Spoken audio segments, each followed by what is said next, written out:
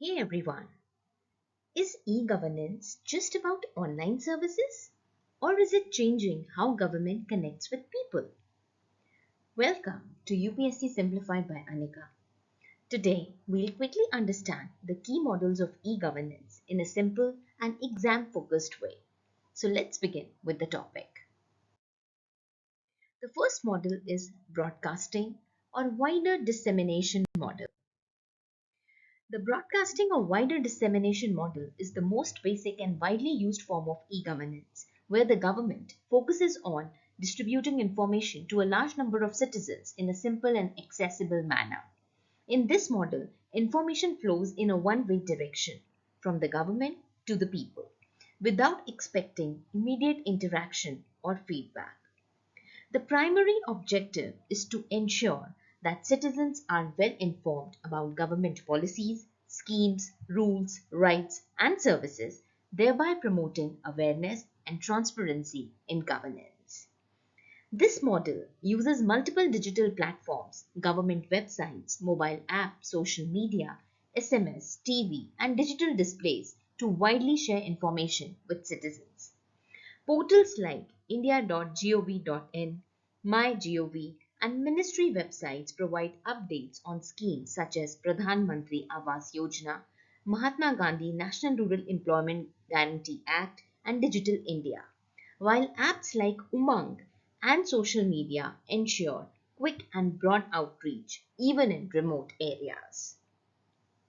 This model reduces information asymmetry by making government information widely accessible online, promoting openness, clarity, and accountability while helping citizens make informed decisions and access schemes. However, it is limited by its one-way nature, offering little scope for feedback or participation, and its effectiveness is further constrained by the digital divide, poor internet access, and low digital literacy, especially in rural areas.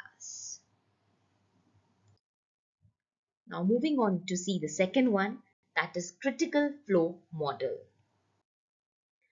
The critical flow model of e-governance focuses on the selective dissemination of sensitive, crucial, or high impact information to specific groups in society rather than to the general public. Unlike the broadcasting model, which spreads general information widely, this model targets key stakeholders such as media, civil society organizations, activists, and concerned citizens who can further analyze and act upon the information. The main objective is to expose corruption, highlight injustice, and bring accountability in governance by ensuring that critical information reaches those who can question authority and demand action. The critical flow model strengthens transparency and accountability by ensuring that sensitive information, often hidden or misused, reaches specific groups like media, NGOs, and activists through tools such as Right to Information Act, investigative journalism, and digital platforms. When such information like corruption or misuse of public funds is made public, it creates awareness and puts pressure on the government to act. A key feature is its chain flow, where information spreads from targeted group to wider public, empowering citizens and promoting ethical governance. However, it may also lead to conflicts or resistance from authorities as it challenges those in power. Now, the third model of e-governance is comparative analysis model. This model focuses on comparing the performance of different regions, states, districts, or government departments using digital data and indicators.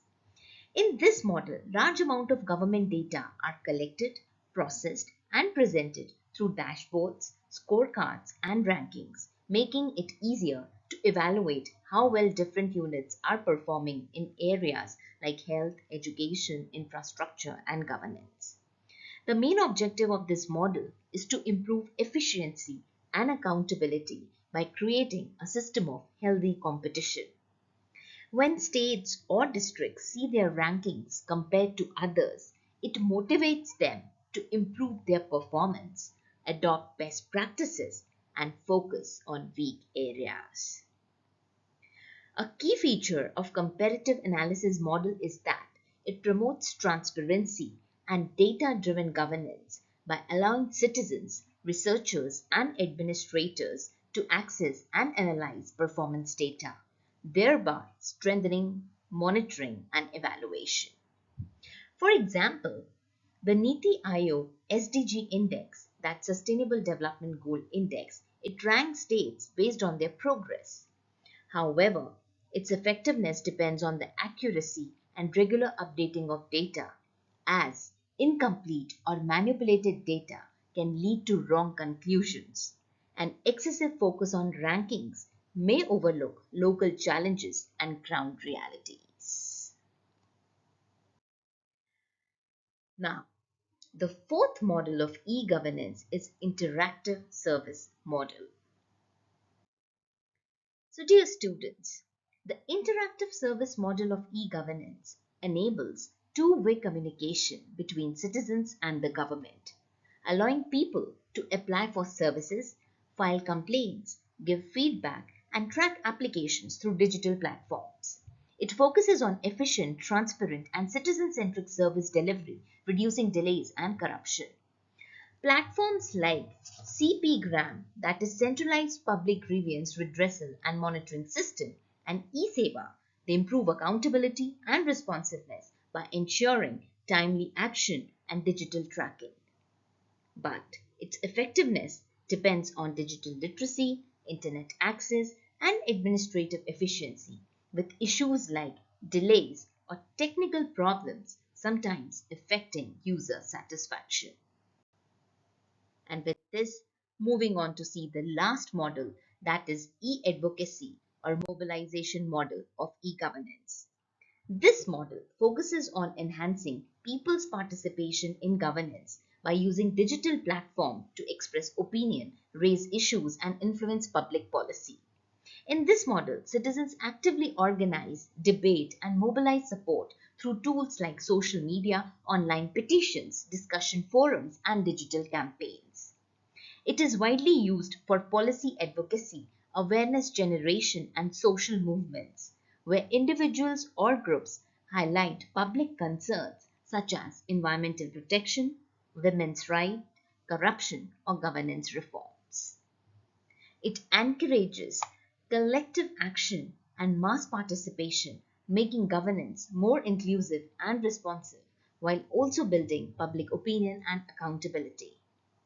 However, it has limitations such as the spread of misinformation, fake campaigns, and not all online movements lead to actual policy changes. So, dear students, that's all from my side.